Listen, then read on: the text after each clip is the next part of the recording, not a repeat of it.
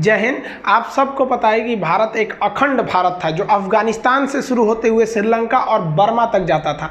आखिर ये कैसे टूट गया और राज्यों का पुनर्गठन कैसे किया गया, और ये संविधान में इसकी जो चर्चा है 22 भाग में से जो पहला भाग है वो भाग 1 है, इसको हम समझते हैं। देखिए, शासन चलाने के लिए, देश और राज्य का शासन कैसे चलेगा उसको चलाने के लिए जिस किताब का नाम है उसे कहते हैं भारतीय संविधान, जिसे हम पॉलिटी के अंतर्गत पढ़ते हैं। इस किताब में 22 लेसन है। इसके लेसन्स को हम भाग कहते हैं। आप कोई किताब पढ़िएगा तो उसमें लेसन आएंगे, तो इसमें 22 भाग है और उसमें कुछ टॉपिक बाई टॉपिक लिखे गए। जैसे आपके में तीर दे के लिखता है ना टॉपिक, उस टॉपिक्स को बोलते हैं अनुच्छेद।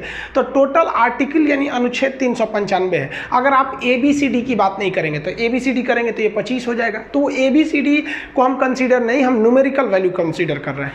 अब एक चीज होती है आपकी IPC, ताजीराते हिंद दफा 300, ऐसे सुने होंगे आप लोग, इसके बारे में अलग से वीडियो बनाए हुए हैं। IPC क्या कहता है कि पुलिस आपको किसी क्राइम के बाद कैसे लतियाएगी, इसकी चर्चा IPC में है। IPC के टॉपिक्स को हम लोग धारा या सेक्शन कहते हैं। पुलिस लतियाने के बाद कोर्ट में भेज देगी। अब जज साहब आपसे मतलब वो सवाल जवाब करेंगे तो उसकी चर्चा CRPC में, क्रिमिनल प्रोसीजर कोड। तो इसके जो टॉपिक्स हैं उन्हें हम लोग सेक्शन या धारा कहते हैं। तो इस सब के बारे में हम एक अलग वीडियो बनाए हुए हैं।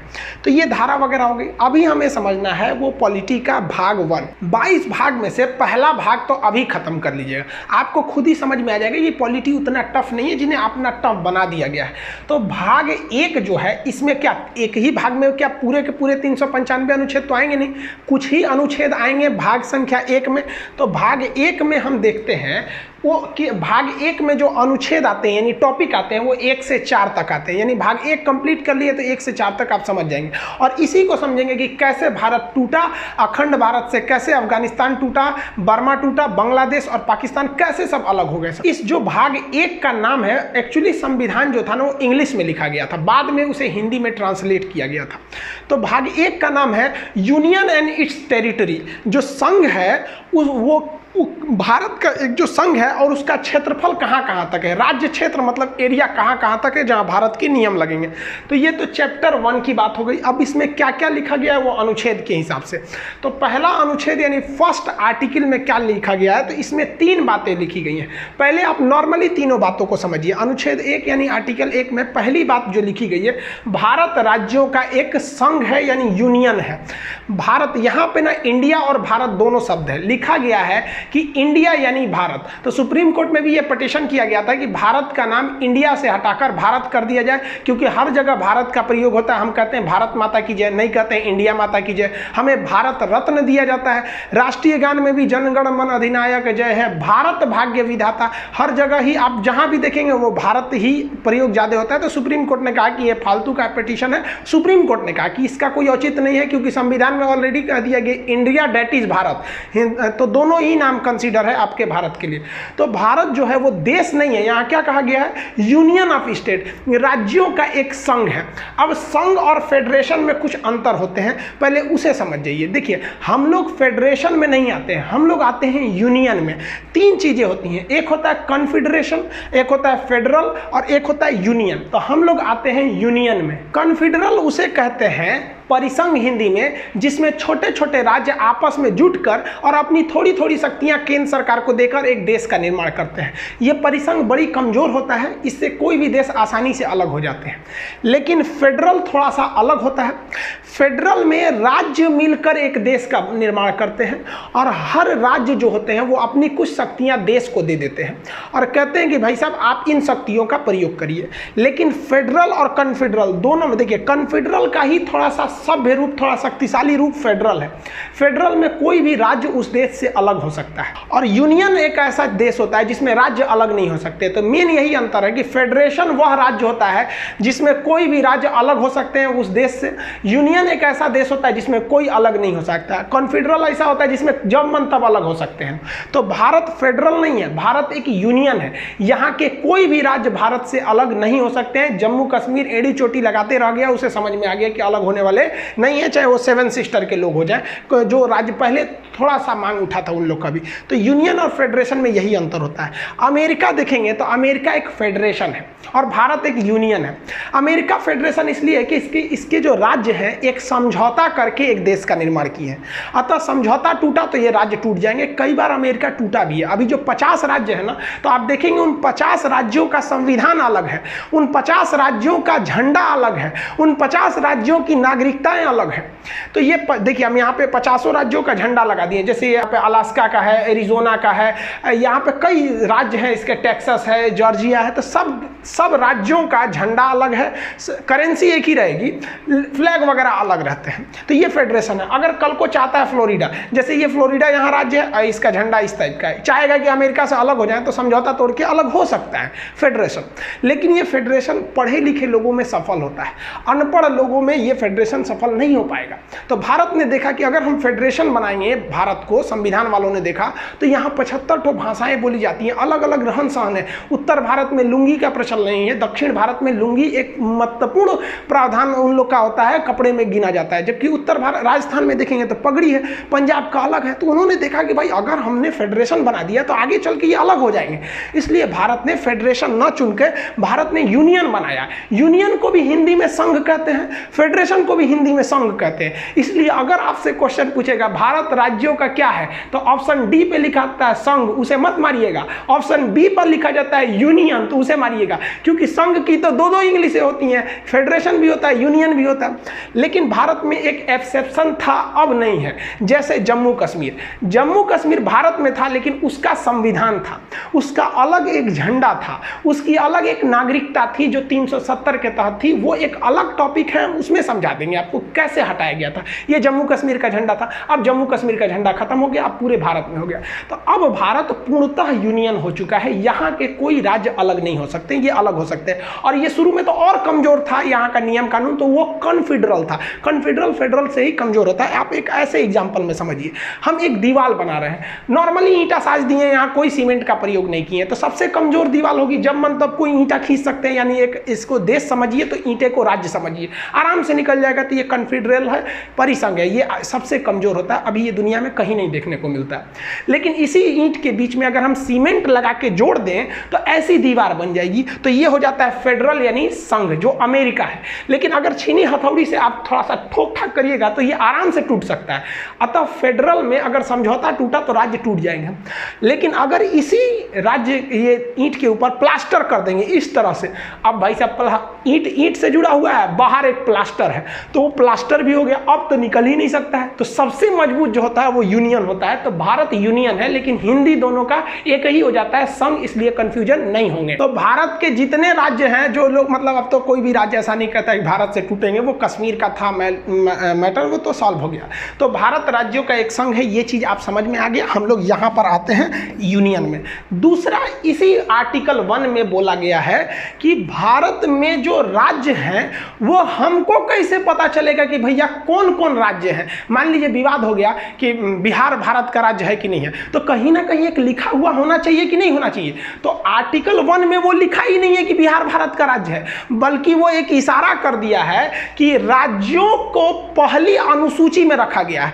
अनुसूची क्या होती है, एक अलग से एक टॉपिक बना दिया गया है। जैसे ये भारत का संविधान है, इतना मोटा नहीं है, ये बाइलिंगुअल है, एक और इंग्लिश लिखा है, एक और हिंदी लिखा है, इसलिए मोटा लग रहा होगा, इसका आधा है, इतना ही है संविधान। आप पढ़ लेंगे समझ में आ जाएगा।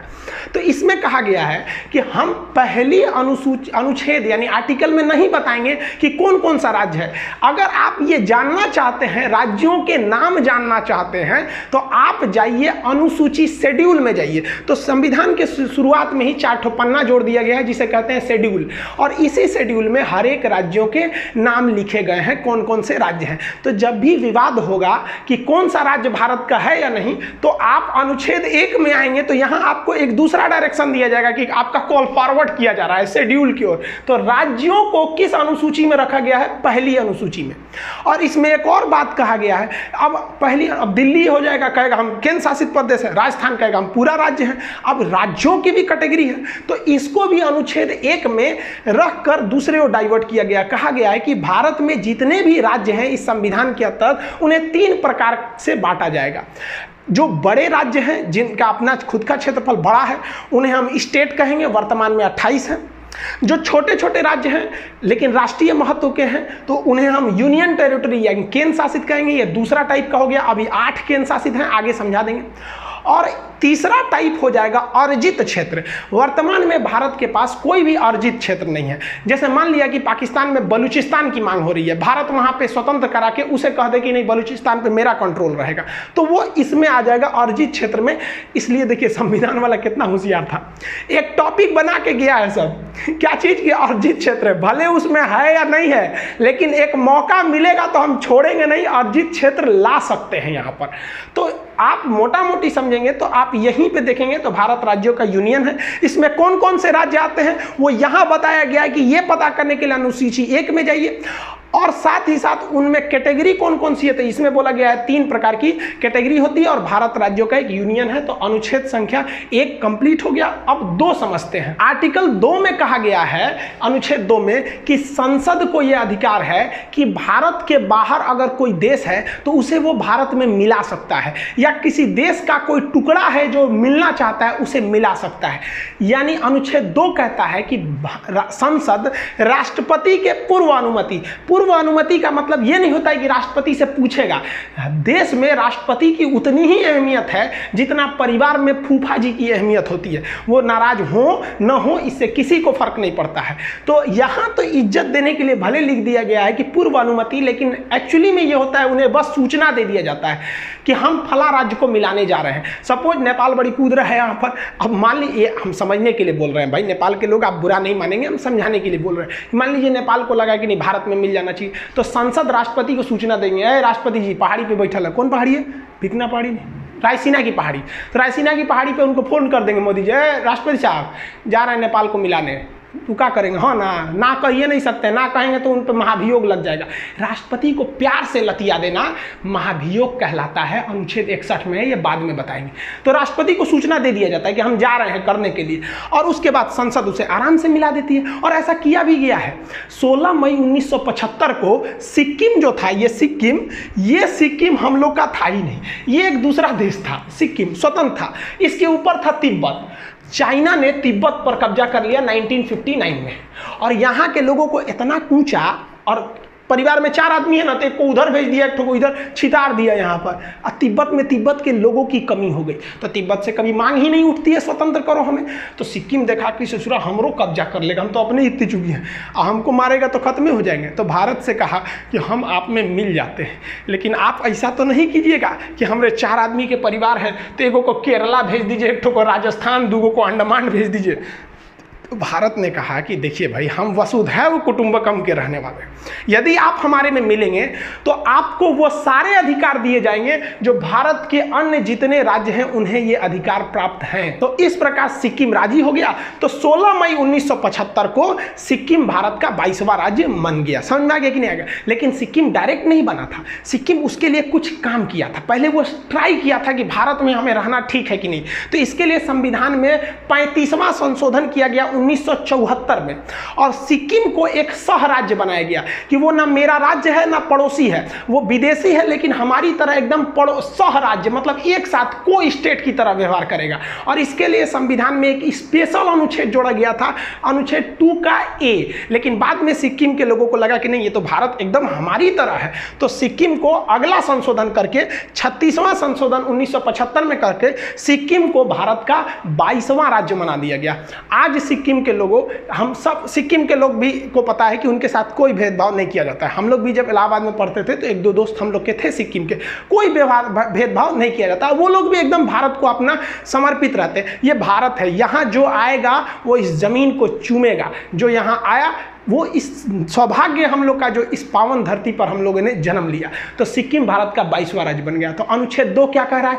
विदेशी राज्य को भारत में मिला लो। अब अनुच्छेद 3 क्या कहता है? भाई, एक तो कह दिया भारत राज्यों का यूनियन है, 2 कह दिया विदेशी को मिला लो। और अनुच्छेद 3 कहता है कि संसद वर्तमान में भारत में जितने राज्य हैं उनमें तोड़-फोड़ कर सकता है। यानी किसी राज्य का नाम बदल सकता है। कभी देखिए ना, कलिंग से हो गया उत्कल, उड़ीसा, ओडिशा, कई बार नाम चेंज होता होता है, हो जाते हैं सबकी, अक्सर नाम चेंज हो जाते हैं। उत्तर प्रदेश का पहला नाम था यूनाइटेड प्रोविजन, मध्य प्रदेश को सेंट्रल प्रोविजन। तो संसद किसी भी राज्यों के नाम बदल सकती है, उन्हें सीमा बदल सकती है, यानी यूपी से कुछ काट के मध्य प्रदेश को दे सकती है, बिहार से कुछ काट के बंगाल को दे सकती है। तो सीमा भी बदल सकती है, नाम भी बदल सकती है, और बिना उस राज्य के सहमति, तुम घुसियाए हो चाहे कुछ किए हो, इससे मतलब नहीं है। संसद केवल एक फॉर्मेलिटी निभा देती है कि राष्ट्रपति के पूर्व अनुमति से, राष्ट्रपति से कहती है सुनिए राष्ट्रपति साहब, आप उरज्जवा को फोन कर दीजिए तो कि हम तोरा तोड़ने जा रहे हैं। याद करिए तेलंगाना के लोग, राष्ट्रपति ने आंध्र प्रदेश से कहा था कि हम आपको तोड़ना चाहते हैं तेलंगाना में 2 भाग में। आंध्र प्रदेश के लोगों ने, वहां की असेंबली ने इसका पूरा विरोध किया था। असेंबली से पास नहीं हुआ था कि हमें तोड़ा जाए, लेकिन 2014 में चूंकि इलेक्शन थे और डिमांड था वहां पर, तो इसलिए वो राज्य तुम जाओ उससे कोई मतलब नहीं है, ये यूनियन है, यूनियन में केंद्र को जा दे सकती है। और संसद ने साधारण बहुमत यानी 50% से पास कर दिया कि आंध्र प्रदेश को तोड़ा जाएगा। आंध्र प्रदेश टूट गया। तेलंगाना में आंध्र प्रदेश के लोग चिल्लाते रह गए, काहे तोड़ा, तेलंगाना टूट के अलग हो गया।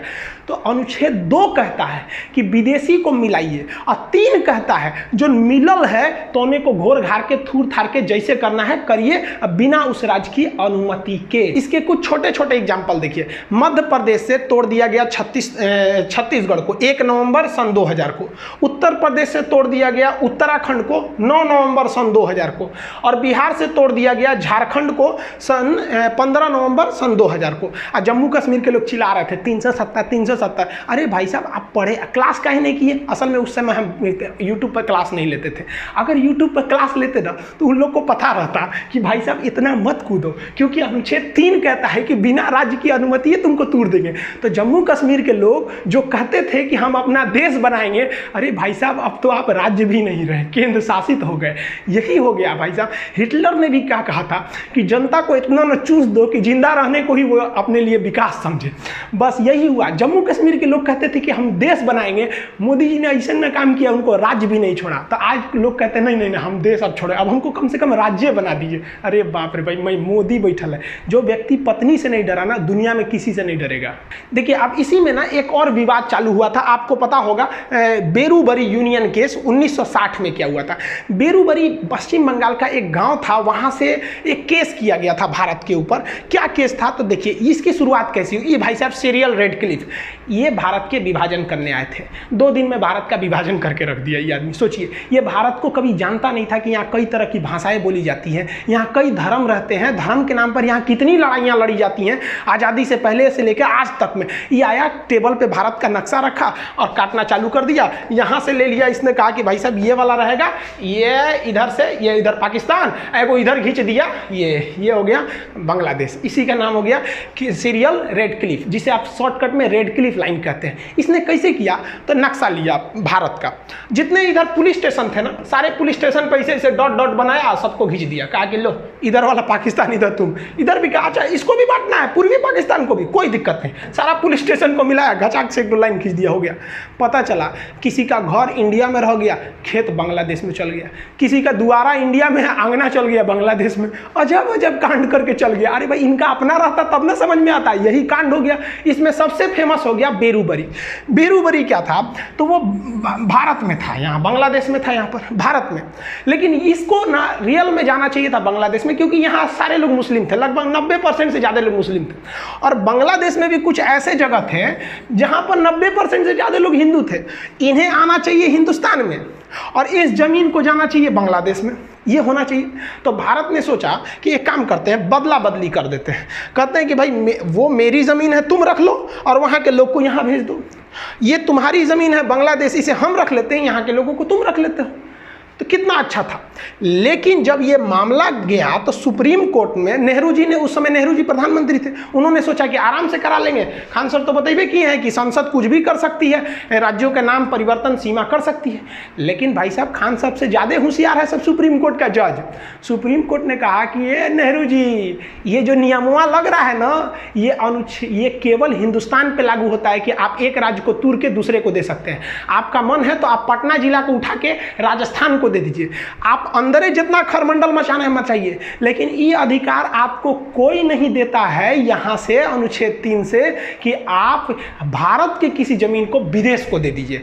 इसके लिए आपको संविधान में संशोधन करना पड़ेगा। तो नेहरू जी ने सोचा संविधान में संशोधन कर दे और इस मामला को सलटा दे, लेकिन भारत में बड़ी विरोध हो गया। सोचिए, नेहरू जी से एक समय से मामला अटकता हुआ अब बांग्लादेश और भारत के लोगों में बड़ा वो होने लगा कि भाई आप खुद सोचिए ना कि आप छोटे से एरिया में घिर के रह गए। नरेंद्र मोदी जी जब आए तब उन्होंने शेख हसीना से जाके ये समझौता करके संसद में पारित कराया। सोचिए, नेहरू जी के समय का मामला आट के नरेंद्र मोदी जी किए, लेकिन नरेंद्र मोदी जी का कोई जनता विरोध नहीं किया, लेकिन नेहरू जी का विरोध किया। तो हमारे देश में भी एक खराबी है, हम लोग ये नहीं देखते हैं ना कि देश के लिए सही है या गलत है, हम लोग पार्टी का चेहरा बन जाते हैं, ये गलत है। आखिर वही काम कर रहे थे, जल्दी से उलट जाता। खैर, राजनीतिक में नहीं जाना चाहिए। अब भाग 1 में केवल 4 अनुच्छेद थे, 1, 2, 3, 4। चौथा पर ये बड़ा सिंपल है।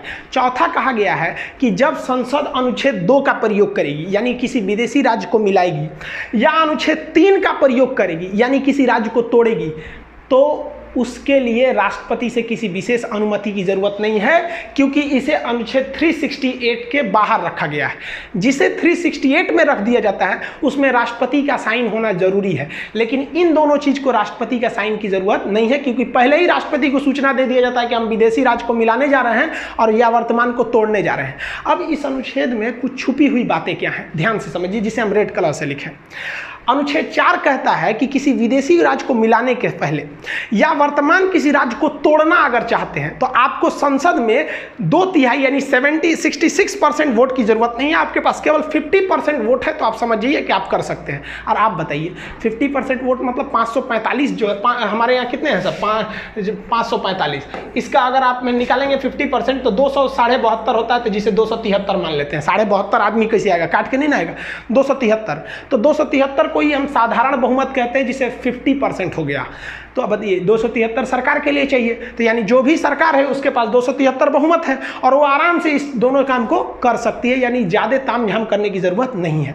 दूसरा इसमें छुपी हुई बात क्या है कि ये विधेयक यानी 2 और 3 का प्रयोग करते पहले, यानी विदेशी राज्य को मिलाने और वर्तमान राज्य को तोड़ने से पहले ही हम राष्ट्रपति को सूचना दे देते हैं कि हम ये करने जा रहे हैं। इसलिए राष्ट्रपति को ये अधिकार ही नहीं है कि राष्ट्रपति उसको लौटाए कि आपने ऐसा क्यों किया, भाई हम तो पहले ही आपको सूचना दे दिए थे। इसलिए राष्ट्रपति इस पर साइन करने के लिए बाध्य है। बाध्य बनाने के लिए इसे 368 के बाहर रखा गया है। और इस अनुच्छेद की और छुपी हुई बात क्या है कि हमारे संविधान में एक अनुसूचियां हैं, कई 12 अनुसूचियां हैं। उस अनुसूची में 1 में लिखा गया है कौन कौन सा राज्य है। अब एक बात बताइए, आप किसी विदेशी राज्य को मिला लिए या किसी राज्य को तोड़ दिए, तो अनुसूची 1 में भी तो जाके वहां चेंजिंग करना पड़ेगा ना कि भैया हमने ये वाला राज्य मिला दिया या ये वाला राज्य तोड़ दिया। तो अनुसूची 1 में भी आपको चेंजिंग करना पड़ेगा। इसी के साथ उसमें भी राष्ट्रपति टोक-टाक नहीं करेंगे। और अनुसूची 4 जो है उसमें लिखा गया है कि किस राज्य से कितने सांसद उठेंगे राज्यसभा के लिए। तो भाई आपने तोड़ दिया या मिला दिया तो जेन्युइन है, कुछ चेंज हो जाएगा। तो साथ ही साथ आपको अनुसूची 4 में भी चेंजिंग करना पड़ेगा और उसमें भी आपको कोई रोक टोक नहीं करेगा। ये संविधान का था आपका भाग संख्या 1। तो संविधान का भाग 1 अनुच्छेद 1 से 4 तक चालू होता है, जो कंप्लीट हो गया। 1 कहता है भारत राज्यों का यूनियन है, 2 कहता है विदेशी को मिलाओ। देखो संविधान वाला कितना होशियार था सर, पहले कहा कि विदेशी को मिला लो 2 में, और उसके बाद कहा अब मिल गया ना, अब जो वर्तमान में अब आ गया इसको कूच काच करके कुछ भी करते रहो, कोई दिक्कत नहीं है। और अनुच्छेद 4 में कहा है कि ये दोनों काम आप साधारण बहुमत से कर सकते हैं, राष्ट्रपति इसमें बाध्य रहेंगे आपकी बात को मानने के लिए। अब अखंड भारत को समझते हैं। ये नक्शा देखिए, ये है हमारा अखंड भारत। इतना बड़ा भारत था, लेकिन इसके टुकड़े होते गए क्योंकि हम आपस में लड़ते गए थे, इसीलिए टुकड़े हुए। सबसे पहले जो हुआ 1893 में डूरंड लाइन खींच दी गई। यहाँ पर इंडिया पाकिस्तान के बीच में, अफगानिस्तान और पाकिस्तान तो उस समय भारत में ही था, यहाँ खींच दिया गया डूरंड लाइन। उस पार हो गया अफगानिस्तान, यानी अफगानिस्तान को अंग्रेजों ने साइड कर दिया क्योंकि वहाँ पहाड़ वगैरह ज़्यादा था, उतना उपयोगी नहीं था। तो ये हो गया डूरंड लाइन। ये वर्तमान में अलग करती है अफगानिस्तान और पाकिस्तान को। लेकिन जब ये खींचा गया था तो ये अफगानिस्तान और भारत की सीमा बनाती थी। एक डूरंड कप भी होता है, एक मैच जो फुटबॉल से संबंधित होता है, अक्सर क्वेश्चन पूछता है। तो ये अखंड भारत का पहला टुकड़ा। अखंड भारत का दूसरा टुकड़ा हो गया 1935 में। 1935 में यहाँ से म्यांमार जो उस समय उसका नाम था बर्मा था, ये अलग हो गया यहाँ से। और इस साइड से ये देखिए ये पाकिस्तान अलग हो गया। अब पाकिस्तान का विभाजन इस आधार पर हुआ था कि जिधर मुस्लिमों की संख्या ज़्यादा है उसे पाकिस्तान बना दिया जाए। तो इधर भी मुस्लिम ज़्यादा थे तो ये हो गया पश्चिमी पाकिस्तान और ये हो गया पूर्वी पाकिस्तान, जो आगे जाकर बांग्लादेश हो गया। इस पर एक अलग वीडियो बना दिए हैं, बांग्लादेश कैसे अलग हुआ था। अब बच गया हिंदुस्तान, इतना बढ़िया। अब ये हो गया आपका सीरियल रेड क्लिप रेखा जो भारत पाकिस्तान को विभाजन करती है। और भारत बांग्लादेश के बीच जो है बॉर्डर, उसे हम लोग जीरो लाइन के नाम से जानते हैं। भारत को जब आज़ादी मिली तो भारत का निर्माण करना इतना आसान नहीं था और वल्लभ भाई पटेल को कोई ऐसा ही लौह पुरुष नहीं कहता है। ये भारत का नक्शा देखिए, यहाँ जो आप रेड कलर वाला एरिया देख रहे हैं केवल वहीं पर अंग्रेज शासन करते थे, जबकि पीले वाले एरिया में भारतीय राजाओं का शासन था जो अंग्रेजों के चमचे बने हुए घूम रहे थे। तो अंग्रेजों के जो चमचे बने के घूम रहे थे तो उन्हें हम लोग देसी रियासत कहते थे। तो जब देश आज़ाद हुआ तो भारत में कई देसी रियासत थे। तो अंग्रेजों ने कहा कि देखिए भाई साहब, ये जो मेरा ब्रिटिश वाला एरिया है हम तो आपको दे ही देंगे, लेकिन उन्होंने इस पीले वाले क्षेत्र से कहा कि आप या तो पाकिस्तान में मिल जाइए या तो भारत में मिल जाइए, आपका मन तो आप स्वतंत्र राज्य भी बना सकते हैं, एक देश भी बना सकते हैं। तो पाकिस्तान में कुल 13 देसी रियासतों ने विलय कर लिया। इसकी बात छोड़िए, यहाँ पर भारत की बात करते हैं। भारत में जो प्रिंसली स्टेट थे, जो देसी रियासत थे, उनकी संख्या 552 थी। इन 552 राज्यों को मिलाकर एक फेडरेशन बनाना संभव नहीं था, क्योंकि फेडरेशन बनाते तो फिर टूट जाते हैं। इसलिए सरदार पटेल की जिम्मेदारी दी गई कि इसको मिलाकर यूनियन बनाइए। इस काम में 3 लोगों की महत्वपूर्ण भूमिका है, सरदार पटेल, वीपी मेनन उस समय के आईएएस अधिकारी सचिव हुआ करते थे, और माउंटबेटन का भी योगदान है। ये तीनों क्वेश्चन पूछता है। एक बार एग्जाम में पूछा था कि राज्यों के एकीकरण में किसका योगदान था, सरदार पटेल और वीपी मेनन का नाम ही नहीं था, तो उस समय आप लगाएंगे माउंटबेटन को। इन तीनों लोगों की ने मिलकर 552 राज्यों को आपस में मिला दिया। लेकिन 3 राज्य ससुरे बड़ी मनबड़ था सब। अब वो 3 राज्य कौन कौन से, तो भाई एक हैदराबाद, यहाँ देखिए ये जो देख रहे हैं ना, ये पहले एक स्टेट हुआ करता था हैदराबाद, आज भले एक शहर है, एक स्टेट हुआ करता था। हैदराबाद के राजा का अलग ही डिमांड था, उनको अलग राज्य चाहिए था। अरे भाई साहब, भाई ये अलग देश कहाँ बनाएंगे बिचुआ में से, यहाँ से अलग देश के लिए। लेकिन यहाँ पर अराजकता फैल गई, मारपीट बहुत होने लगा। तो सरदार पटेल ने चारों ओर से पुलिस भेज दिया, चारों ओर से। वो आर्मी थी, पुलिस की वर्दी में गई थी, जिसका नाम दिया गया ऑपरेशन पोलो। ऑपरेशन पोलो के तहत हैदराबाद को भारत में मिला दिया गया। इनके स्वतंत्र देश का सपना हमेशा के लिए टूट गया यहाँ पर। तो ये ऑपरेशन पोलो सफल हुआ। दूसरा ये वाला राज्य था जूनागढ़। जूनागढ़ क्या था कि जूनागढ़ की जनसंख्या जो थी, अधिकतर जनसंख्या हिंदू थी, लेकिन वहाँ के राजा जो थे वो मुस्लिम थे। तो जूनागढ़ ने कहा कि नहीं भाई, हम पाकिस्तान में जाना चाहते हैं। अरे भाई साहब, तू यहाँ से पाकिस्तान में कैसे जाएगा। तो सरदार पटेल ने जूनागढ़ में रेफरेंडम करा दिया, जनमत संग्रह। वहाँ के लोगों से पूछा आप कहाँ रहना चाहते हैं, ज़्यादातर लोगों ने कहा हिंदुस्तान में रहना चाहते हैं। बस जैसे हिंदुस्तान में रहना चाहते हैं, ये वाला भी मैटर सॉल्व हो गया। लेकिन अलग मैटर हो गया जम्मू कश्मीर के साथ। जम्मू कश्मीर की सिचुएशन थोड़ी अलग थी। यहाँ जनता ज़्यादातर मुस्लिम थी, लेकिन राजा हिंदू थे, राजा हरि सिंह। और राजा हरि सिंह ने अलग टाइप का डिसीजन ले लिया। उन्होंने कहा कि ना हम भारत में मिलेंगे और ना ही हम पाकिस्तान में मिलेंगे, हम एक अलग देश बनाएंगे। तो अंग्रेजों ने तो खुली छूट दी थी कि भाई जिन्हें अपना देश बनाना है बना ले। तो भारत ने कुछ नहीं किया, और लेकिन पाकिस्तान ने ना वहाँ से दगाबाजी किया। पाकिस्तान आतंकवादियों को घुसा दिया इस एरिया में, धड़ाधड़ यहाँ आतंकवादियों का पूरा घुस गया सब, इतना एरिया में आतंकवादी पूरा घुस गए थे सब। अब राजा हरि सिंह को लग गया कि अगर हम अपना देश बनाने के लिए चलेंगे ना तो मेरा परिवार भी नहीं बचेगा।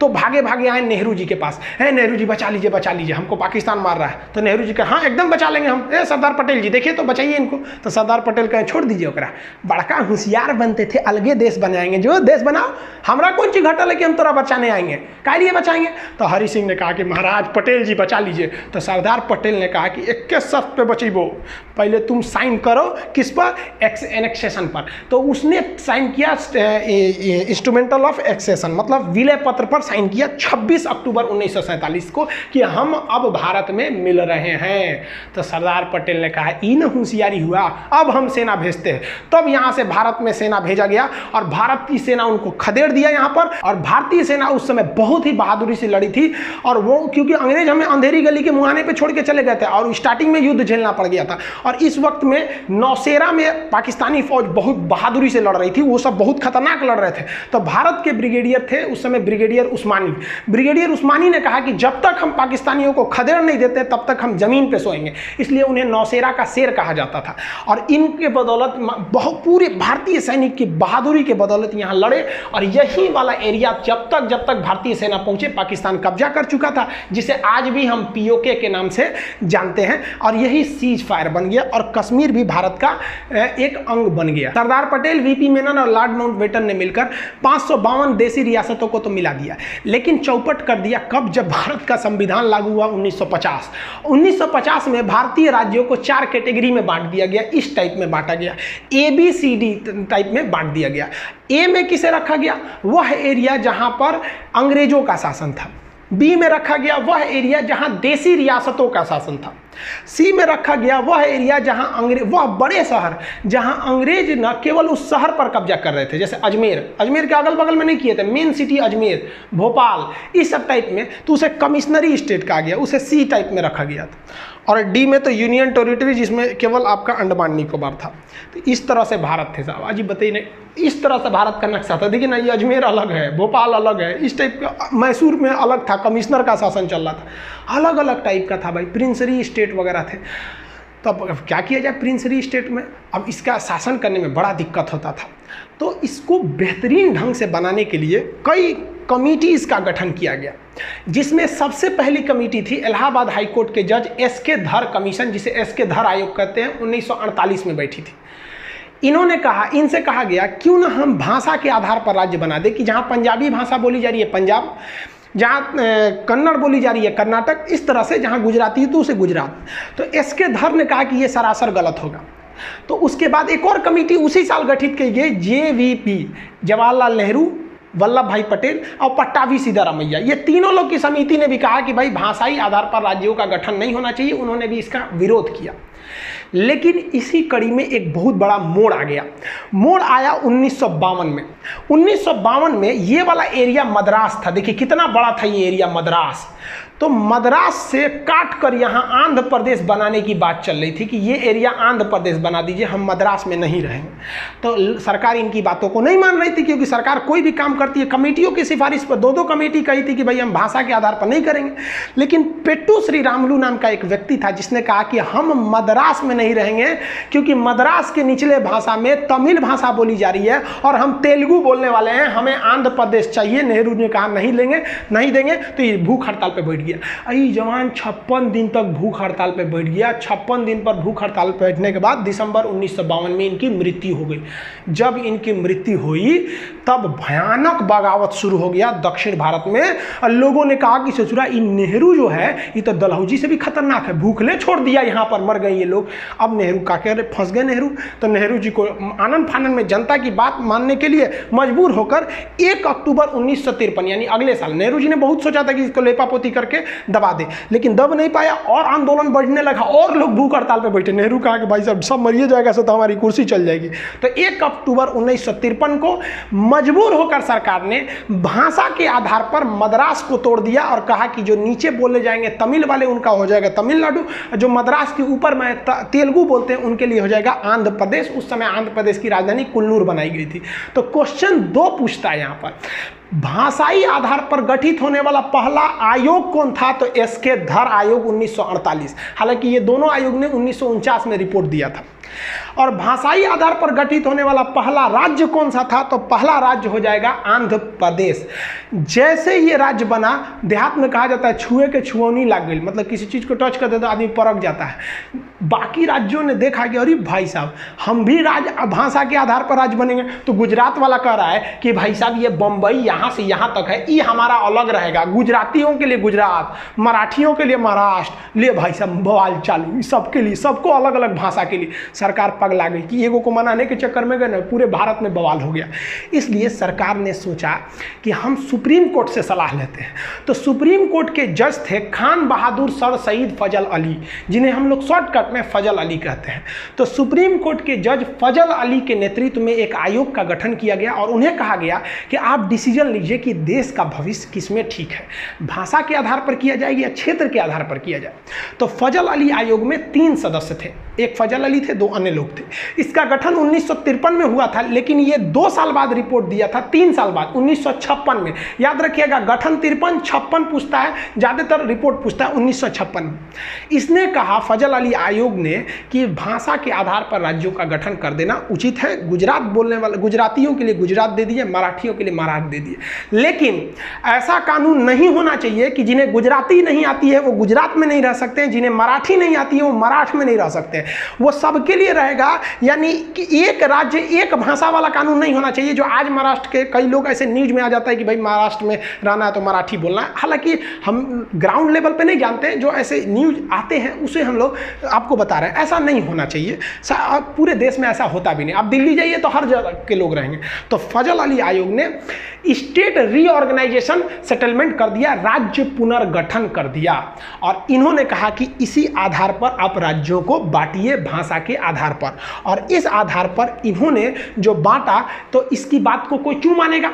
फजल अली की बात को हम क्यों मान लें? हमें आज़ादी मिली है, हमने अपने सांसद चुने हैं, संसद में पारित कराइएगा तब ना मानेंगे। तो इसको लागू कराने के लिए संविधान में संशोधन की जरूरत पड़ी। तो 7वां संशोधन 1956 में किया गया और इसी संशोधन के द्वारा फजल अली आयोग की सिफारिशों को मान लिया गया। क्वेश्चन कहेगा फजल अली आयोग की सिफारिशों को मानने के लिए या राज्य पुनर्गठन करने के लिए कौन सा संशोधन किया गया? तो 7वां संशोधन। और इसके आधार पर भाषाई आधार पर राज्यों का गठन किया गया। उस समय 14 राज्य बनाए गए और 6 केंद्र शासित प्रदेश बनाए गए। हम ये बता देंगे कि 6 से केंद्र शासित प्रदेश क्यों बनाए जाते हैं, ये आगे टॉपिक है उसमें बताएंगे। तो ये भी याद रखिएगा, फजल अली आयोग के द्वारा 14 राज्य 6 केंद्र शासित यानी टोटल 20 बनाए गए। उस समय का ये नक्शा है 1956 का टोटल, ये इस हिसाब से। अभी भी गुजरात और महाराष्ट्र एक ही में थे, ये आगे जाकर फिर से अलग हुए। एक समस्या आई थी पंजाब के साथ। पंजाब बड़ा कॉम्प्लिकेटेड था, उसका पुराना नाम था Patiala and east Punjab state union, जिसे हम पेप्सू कहते हैं। इसको विभाजन करने के लिए ना क्या किया गया, एक आयोग का गठन किया गया, एक कमीशन का। उस कमीशन का नाम था शाह आयोग। शाह कमीशन ने 1966 में अपनी सिफारिश दी और कही कि इस पंजाब का विभाजन जरूरी है। इस पंजाब का वह एरिया जो पहाड़ी एरिया यानी हिमालय जहां है, उसे हम हिमाचल प्रदेश बना देते हैं। इस पंजाब का निचला भाग जहां पर हिंदी भाषा बोली जाती है, उस हिंदी भाषा वाले को हरियाणा बना देते हैं। और इस पंजाब का पश्चिमी भाग जहां पर मुख्य रूप से पंजाबी भाषा बोली जाती है, उसे हम पंजाब बना देते हैं। और पंजाब और हरियाणा के बीच एक कॉमन एरिया बना देते हैं जो दोनों की राजधानी रहेगी, जिस पर किसी का अधिकार नहीं रहेगा, उस पर राष्ट्रपति का अधिकार रहेगा, केंद्र शासित प्रदेश रहेगा, यूनियन टेरिटरी यानी यूटी बना दिया जाएगा, उसे चंडीगढ़ कह देंगे।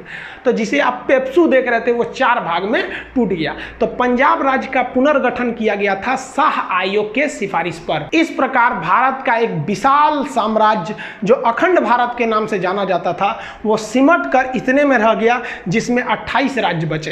पहले 29 राज्य थे, तो जम्मू कश्मीर से राज्य की दर्जा छीन ली गई, तो राज्य बच गए 28। 9 केंद्र शासित हो गए। पहले केंद्र शासित कितने थे? 7। लेकिन जम्मू अलग, लद्दाख अलग, 2 केंद्र शासित बन गए, तो 7 2 9 हो गए। लेकिन एक डिसीजन लिया गया कि दादरा नागर हवेली और दमन दीव, ये 2 अलग अलग हैं, इन्हें एक में केंद्र शासित बना दिया जाएगा। इस प्रकार केंद्र शासित की वर्तमान संख्या 8 हो गई है और स्टेट्स की संख्या अभी 28 है। आप जनरली थोड़ा सा समझिए केंद्र शासित क्यों बनाए जाते हैं। वैसा राज्य जो बहुत छोटा है और उसकी संस्कृति अलग है और उसे राष्ट्रीय हित में रखना है, वरना वो अलग भी हो सकते हैं, जैसे अंडमान निकोबार। आप बताइए, अगर यहाँ कोई मुख्यमंत्री का शासन दे देते हैं तो हो सकता है कि विदेशी शक्तियाँ, चाइना, इन्हें अपने प्रभाव में मिला के, और केंद्र सरकार को दिल्ली में जब तक पता चले यहाँ सेना बुला के इसे अलग कर सकती। इसलिए सरकार ने इसे केंद्र शासित बना दिया कि यहाँ मुख्यमंत्री रहेगा नहीं, सीधे यहाँ क्या हो रहा है ये दिल्ली डिसाइड करेगी। जैसे यहाँ लक्षद्वीप पाकिस्तान इधर से आके भी मिला सकता है, मुख्यमंत्री को पैसा वैसा दे देगा, कहे कि तुमको और कर देंगे, भाई कुछ भी हो सकता है। इसलिए कहा गया भाई साहब यहाँ तुम ताम झाम करबे नहीं करो, यहाँ का सारा डिसीजन दिल्ली लेगा। ऐसे ही पाकिस्तान यहाँ पे कर रहा था जम्मू कश्मीर में, मोदी जी ने कहा कि एक काम करे भाई, तुम राज्य रहबे नहीं करेगा, मुख्यमंत्री वगैरह नहीं रहोगे यहाँ पर। मुख्यमंत्री क्यों बनाए जाते हैं, वहाँ विधानसभा होती है। तो कह दिया भाई यहाँ का सारा शासन दिल्ली देखेगा, और यहाँ पर एक ठो असेंबली बना दी गई जिसमें मुख्यमंत्री, जैसे केंद्र शासित के मुख्यमंत्री के पास ज़्यादा पावर नहीं रहता है, सारा डिसीजन दिल्ली से लिया जाता है। तो राष्ट्रीय महत्व का होनी चाहिए, संस्कृति अलग होनी चाहिए, देश की मुख्य भूमि से दूर होना चाहिए। कई रीजन है जिसे बनाए जाते हैं, इसके लिए संविधान में अलग प्रावधान है। कौन सा राज्य कब बना, यहाँ पर हम सबका डेट बाई डेट यहाँ लिख दिए हैं। आप इसका स्क्रीनशॉट लेना चाहें तो ले सकते हैं। इसका PDF वगैरह एप्लीकेशन में है। जब तक आप इसी पे क्लास रेगुलर देखिए। आज संविधान का आपने एक भाग को खत्म कर दिया। अभी संविधान में टोटल 22 भाग थे, एक खत्म हो गया, 21 बचा। आई होप आप ये सब चीज़ों को समझ गए होंगे। मिलेंगे नेक्स्ट वीडियो में, तब तक के लिए जय हिंद।